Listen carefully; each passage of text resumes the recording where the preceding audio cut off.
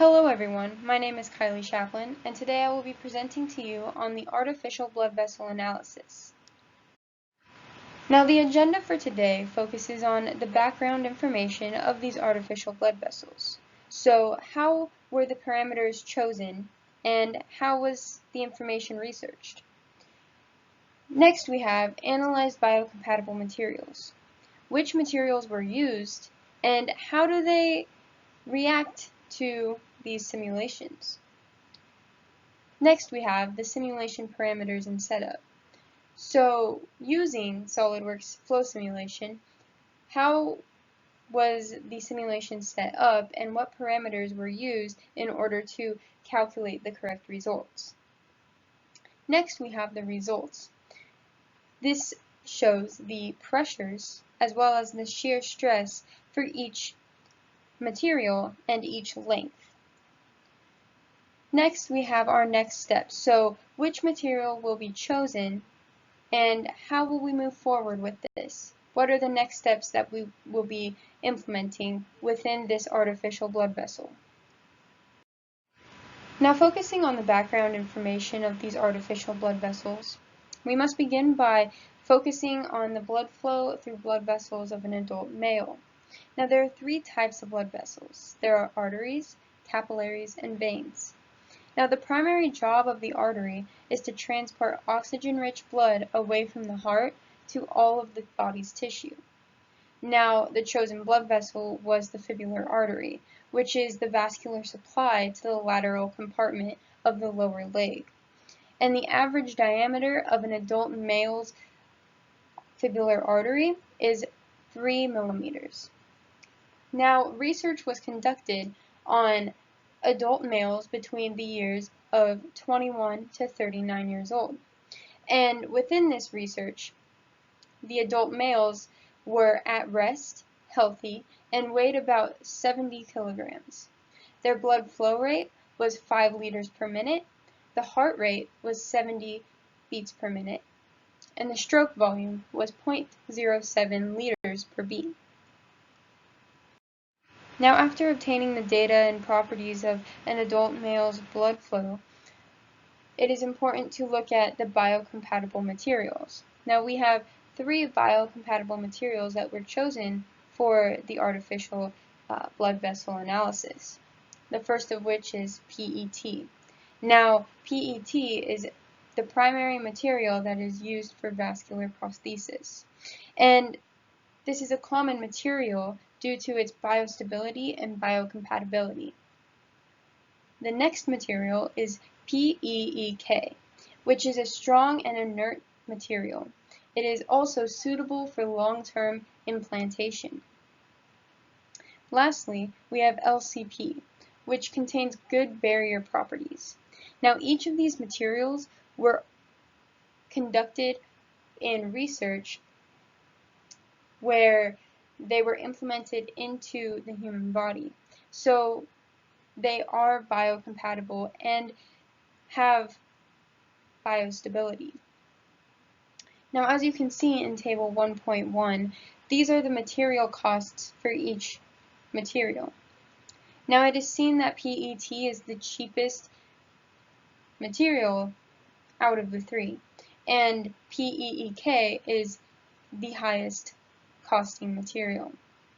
Now, this is important for later on when we analyze the results of the simulation and decide to choose a material that is best suited for the artificial blood vessel analysis.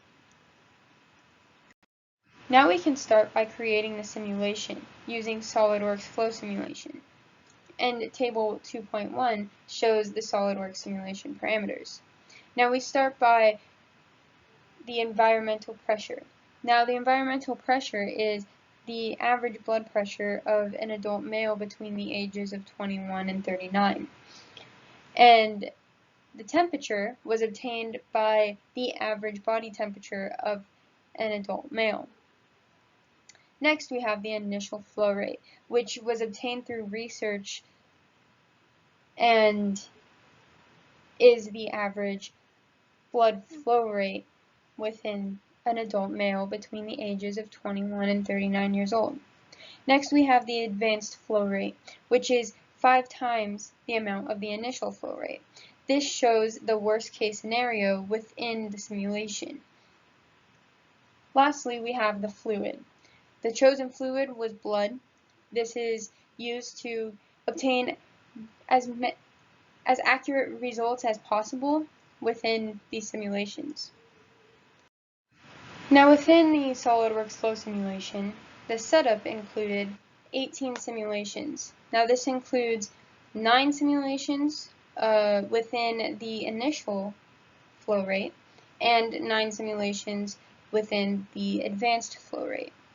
There were 6 simulations for each type of material, and with each type of material, there were 3 different sizes. As you can see, there is the PET at 1 millimeter, showing what the material would look like.